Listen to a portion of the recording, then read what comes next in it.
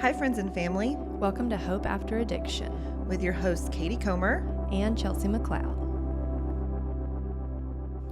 Hi, welcome to Hope After Addiction. We are so happy you are here today, y'all. This is so crazy. We are doing something so different today. I had this idea and I quickly forgot about it until I mentioned it to my husband, Adam. I said, hey, we talk a lot about, doing self-care for your healing and stuff. And, Chelsea's my hairdresser. If y'all didn't know this, Chelsea's my hairdresser. And I said, I need to get my hair done. My roots are coming back in. And he's like, you need to get your hair done on the podcast. And I go, yeah. No, I don't think so. And so I had I mentioned it to him and he was like, yes, you need to get your hair done on the podcast. And I was like, and I quickly said, no, that's ridiculous. Like, we're not going to do that. But I mentioned it to Chelsea too. And she was like, yeah, we got to do that. We got to do it. So we're going to get my hair done on the podcast today. The full Yeah. thing. We're going to break it up in Yeah. parts. So she's going to cut my hair. We're going to take a break, come back. We're going to get my hair colored, and then we're going to take a break, and then she's going to style it. That's right. She does it well. You'll see it from the start to the finish. So anyway, we just thought it would be something fun for you all to laugh at me about. It's really great. So we're going for it. And today our topic is about vulnerability. Which is pretty fitting for the circumstance. Yeah. So we are going to talk about why it's important to be vulnerable. Also self-care. I mean, when I originally thought about doing this, I was like, okay, we need to do something. We talk a lot about self-care, but we need to, say, okay, this is one of the first things that I did when I was really, really struggling is I let myself go. Mm-hmm. I really did. I just I never took care of myself. I never got my hair cut. I didn't shower enough. I mean, it's almost kind of like a depression, really. Yeah, for sure. And so that's why we talk a lot about it, is because if you don't get into that headspace of, okay, I deserve help too, I deserve healing too, then it's a dangerous place to be. And so I got my hair done. I got my hair colored. I took care of myself, by the way that I ate. I exercised a lot more. I went to therapy. I got my nails done. I got my toes done. I went and bought a new outfit or two. Yeah. But getting my hair done was one of the first things. And so just taking care of yourself is very important. So I'm taking care of myself on the podcast today, just for your amusement. So, but we also wanted to talk about, Chelsea had the idea of just talking about being vulnerable, and I am very vulnerable right now. She is chopping away at my hair. Chopping away. We have discussed what she wants done, so I didn't just start chopping without conversation. No, she already knew probably what I wanted done. I don't really change it up much. I'm just going to get a little trim. So, Chelsea, tell me a little bit about, in your mind, vulnerability. What does that look like in your walk with your healing process? Ooh. Vulnerability took us a little while because when John first went away, we kept it very hidden of let's not tell everybody what we're going through. And the more we walked into this journey into what God was doing, the more we learned how precious vulnerability is. And just in the rooms that I stand in, when I work doing hair, I say that is one of my biggest ministries because of the women that I work with every day. And that's a place that it's hard to be vulnerable. I have clients coming in and it's hard to, everybody asks, well, how did you get to Tennessee? Well, drugs, addiction. Yeah. My husband went to rehab. But it is amazing the women that sit in my chair and are tear-filled and have finally somebody that they can talk to. I have one of mine that she's one of my most precious, close people now. And she came back in her second appointment and said, well, since you shared your story, she said, I'm going to share mine. Oh, yeah. And I'm one of the only people that knows what she's going through here. And that's precious to me because God has given me a story and a hope for somebody else through sharing my vulnerability. Mm-hmm. And so I think it's imperative to share that, and that I'm not a victim, that I'm a victor, mm-hmm. and that somebody else needs the hope through what I have to share. Mm-hmm. And John and I have both learned we'll share our stories from the mountaintops today because of the healing that God brings to other people through our pain and our journey of healing, really. Yeah. Yeah, I like that. And like I said, Chelsea is my regular hairdresser. And it has been years that she's been doing my hair. Mm-hmm. And it's kind of how it all started, really, with being vulnerable with each other. And yeah, we just, I don't even remember. I mean, I feel like you were in a different salon at the time, but I remember sitting down with you, and I feel like hairdressers are like this a lot. They're kind of people's therapist. Amen. Do you feel like that? Oh, yeah. There's a running quote that says we should be grandfathered in as therapist after 8 years. Yeah. And I've been doing this 13, and I absolutely agree with that. Yeah, I just feel like it was so natural. I mean, obviously, when I came to Chelsea, John was already in the program or graduated the program. I don't remember when I first came to you, but just talking through, because I was a little bit ahead of her in the journey of healing, and just being able to talk to her about our journeys together and what the similarities offered, some healing for her, saying, okay, well, she's felt the same way. I think that that's important when you're being vulnerable with somebody. You offer that hope. Like you said, Chelsea, you offer that hope of, okay, I'm not alone. I'm not alone in this. And, so with Chelsea and I, this is kind of how we first got started. We were vulnerable with each other and our stories. We became quick friends, through our journeys of, healing, and our husbands going through the ministry of S2L. So yeah, it's crazy that we're doing this today. You doing my hair, showing the vulnerability, us sharing our vulnerability with each other. So it's very important to share that. Yeah, and this is how it is how it all started. And even with that, Adam talked about their infertility, and Katie was vulnerable with her infertility. And so that's another season that Katie helped us walk through, because she had 2 beautiful children while we were waiting on our miracle baby. And so vulnerability, and I just remember the hope that she gave me. And I would call her during situations to be like, okay, Katie, how do I handle this? Or what does this look like? And it was amazing because of her vulnerability and willingness to share. She was able to help me on our journey and just walking through what she had already been through. Yeah, I think so often it's hard to be vulnerable. Like you said, I think you said this earlier. It's hard to be vulnerable early on, especially when you're new in your journey of healing, because there's a lot of judgment when it comes to addiction, and sharing that story up front. We hit it too, Chelsea. We hit it too a lot at the beginning, and not really being forthcoming.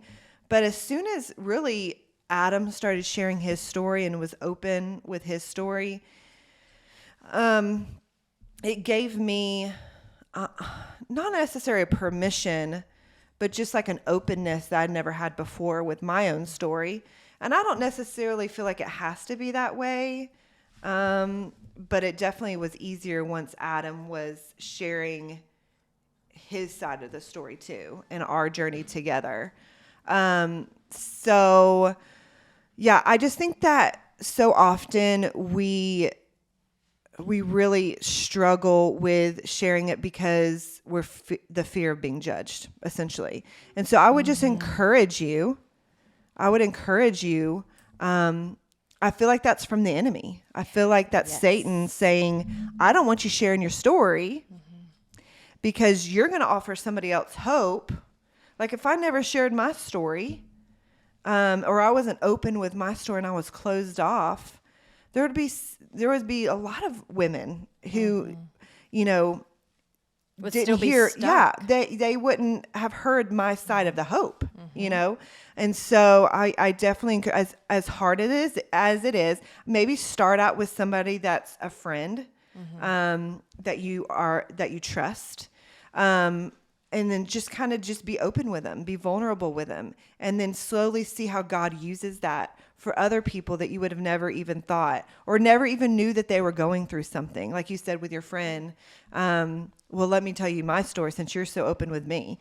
I think that offers a unique, that's something unique that can come out from being vulnerable as well. So now we're going to take a break. We'll be back and we're going to come to the most ridiculous part of this journey. Woohoo, my the favorite foil. part. The foiling. Yes. So we'll be right back. Thanks.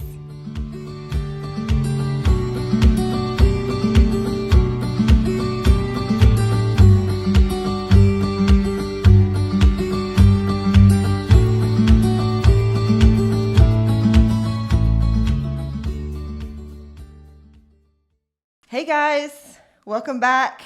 Here we are getting my hair done still. This is, she's doing the foil to the process. So I am real vulnerable right now. So we're going to continue the talk of being vulnerable. I'm so glad you're with us. Just super fun, chill, just talk about what it really means to be vulnerable in your journey. So, Chelsea, I know that you had written something down that you wanted to talk about, but your story is not meant for everyone. When you're talking about vulnerability and being vulnerable with others, that might not be meant for everyone. What do you mean by that? Okay, so let's go here. Talking about this being a process, vulnerability is also a process, in my opinion. And so I think when you're beginning to open up about your story, there's certain people that it's meant for. If in the beginning, if you know that somebody is going to immediately disapprove, immediately put you down, not be an encourager, not be a truth speaker, your story is not meant for them at that time. I know today John and I are at a place where we can be vulnerable with everybody because we have those grounds and that foundation to fight on and to speak truth and to stand on truth. But when you're just beginning to stand your story and share your story, stand on your story, that's where you just have to ask for discernment. And I know even in my salon, there's little whispers where God is like, hey, you need to share your story. I know it may not be comfortable, and I know this may be, even if it's a client that I think is going to be judgmental or whatever that may be, but God will give you those people. And there's also a little whisper that God will say, you know what, not yet. Like, not yet with this story. Or they're not one that can receive it yet. But I think in the beginning, when you're building that confidence to share your story and to be vulnerable and to bring that freedom in, not everybody deserves your story in the beginning. And I learned that the hard way because there were some people that I remember being called an idiot for staying with John. And I'm so grateful today that I continued and that I didn't listen to them. They weren't the wise source to give me that encouragement and to understand it. And so just be careful with who you share with and who you're vulnerable with, and listen to the voice of God when he tells you that stuff. Yeah, I actually never, I guess I have thought about it when I look back on it. I can't think of instances where somebody's necessarily called me an idiot for staying with Adam. But I do think that there is value in sharing your story early with certain people, especially like you said. Because in time, as you share your story in time with your loved one, you are starting to begin the trust. You're beginning the, not enabling, you're really practicing the stuff that we've been talking about on our podcast, and you really begin to learn them and their journeys of healing as well. And so I can definitely see, looking back on my journey of vulnerability, of sharing maybe too much too soon with certain people that may have caused, and I think that there's value in some of the stuff they say, like be cautious. So I don't know if I necessarily wouldn't have listened to them, but I do think there's value in just being careful of what you choose to say and who you choose to say it to early on in your journey. And as you move forward in your journey, I think that there's an importance of being an open book. Yes. Eventually. Yeah. I think that's good. And you are vulnerable. If you are fresh in this journey and fresh in this, you're in a vulnerable place. And so sometimes, like I'm working with a dear friend of mine, and sometimes you have to silence the voices out. So you'll learn who you can run to that's going to speak truth, and who it's, even if you're in a marriage today and you're having a difficult season, you run to the one that's been married for 60 years is going to give you truth. It's going to give you wisdom. Yeah. And so when you're in that vulnerable place and you don't know what to do, run to those people that are going to give you the right answers and the wisdom and biblical counsel. Because like Katie said, I think a lot mean well and they speak truth. You just have to discern when you're sharing what's God speaking through that, And if there's too many voices, step back to where you can hear God's voice above all else. Yeah, and a good way to hear God's voice, what I know Chelsea did, and I know I did too, and we've talked about it before, is to journal. To journal your feelings. It's a great way to be vulnerable with yourself and how you're really feeling. Is to journal that if you don't feel like you have a lot of people in your corner, but you want to be vulnerable and you want to talk it out. A therapist, one, we've talked about that a lot, but two, journaling. Journaling is very important to get your thoughts out. I remember going back and reading my journal and how open and honest I was with myself, that I wasn't with anybody. So that's such a good point. I guess I did kind of hold back naturally all of my thoughts early on in the process of healing. So journaling is a great way, if you don't feel like you have a lot of people in your corner, to be vulnerable and how you're really feeling. Yeah, I love that Katie brought journaling up, because that's one of those things, and Katie and I both have that, and even John's letters from the beginning, to where we can go back and look now and see how he worked and his glory in it, and just how broken we were and how far God's come today. Journaling is so good for the now, but it's so good for the later too, just in what God speaks. Yeah. Do you have anything else on that before we go to our next little bit? Not that I can think of. All right. Well, we're going to take a little break. We'll come back for the final result as she's doing the rest of my hair. Thanks.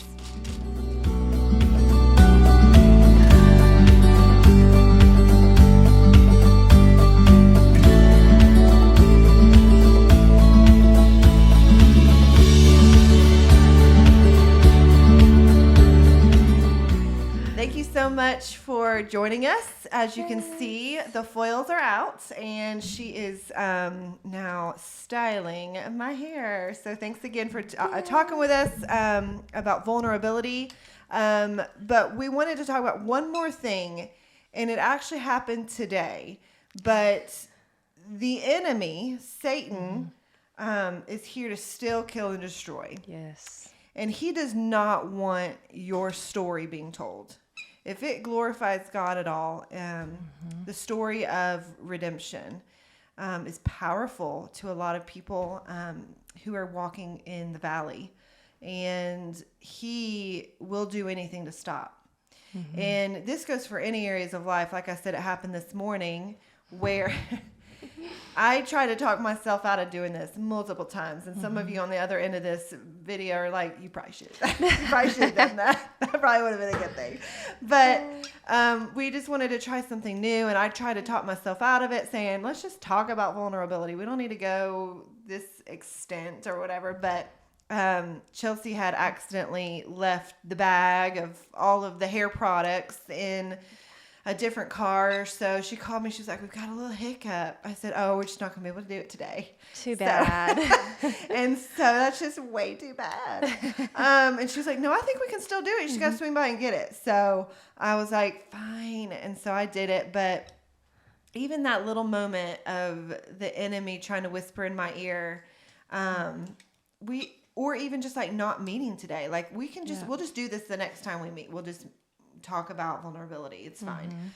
So just keep that in mind when you are sharing your story. There's numerous times in my life where I'm going out to tell my story or going to meet a friend or talking about what God's done in my life that Satan really just gets under your skin and tries to convince you that his way is better or you don't need to share your story. So just keep that in mind when you're thinking about sharing your story, that the enemy is out to get you. Don't listen to him. Yeah. And there's another realm to that. After, let's just say that you talk to somebody or you share your story, and afterwards the enemy just beats you up. Well, you shouldn't have said this, or you should have said this. Don't listen to him, because those are lies. And whatever came out of your mouth was exactly what God wanted you to speak. And so I know I do this after speaking engagements, and I'm sure Katie might too, but I'll get in the car, and I know John does it, and I'm like, oh man, I shouldn't have said that, or I should have said this. And I have to remind myself that's the enemy lying to me and making me second guess my entire purpose in standing up in the first place and sharing what God's done in our lives. So don't trust that, whether it's before or after when that opposition comes. Yeah. And I know that podcast days, I hear this a lot. I grew up in a pastor's home. And Sunday mornings can be very difficult for a lot of families, but also for pastors' families. Podcast days are hard for me, sometimes in our home. And you just got to recognize, and I don't a lot of times recognize that it's the enemy. I place blame on myself. I place blame on Adam. I place blame on my kids. Anybody else but the enemy. But when I take a step back, I've got to really, look at it for what it is. And so when you're telling your story, when you're thinking about your story, when you're thinking about getting vulnerable with somebody, just be prepared that the enemy's out to steal, kill, and destroy. Yeah, and there's so many times that I say, be the person you needed. And so many times we were so lonely. Be that person that you needed. Share your story, share your hope, because you need that. And you needed that when you were walking through that, and share that hope. There's a lot of days, Wednesdays or Sundays, and, I'll just say in my breath, not today, Satan. John said, are you calling me Satan? Absolutely not. No. But I'm calling it out for what it is, and calling it out and saying not today, because I see you. I know what you're doing, and I'm calling it out, and I'm not allowing it. But like Katie said, you got to realize where it's coming from. Yeah. Well, so this is the deal. We appreciate you joining us on this adventure of getting my hair done, of me being vulnerable with you. All of that to say, we encourage you all to share your story. I remember being over 10 years ago, just walking the halls of like a bookstore, because I had nobody to go to. I had nobody to tell me what I should do. And not that that's what we do, tell you what to do, but we offer you hope because we share our story. We are vulnerable with each other. We are vulnerable with you. And that is because we know the feeling of loneliness that comes with this journey. And so we hope that we have offered you some sort of hope, saying, hey, if I share my story, if I share me being vulnerable with somebody else, it's going to offer them some hope. And that's what we hope that we are offering you, that there is hope after addiction with your loved ones. So we thank you so much for joining us. Look at this hair. It is Thanks all so much, Chelsea. done. I really appreciate it. Thank you for joining us. We hope you have a great day, and we'll see you next time.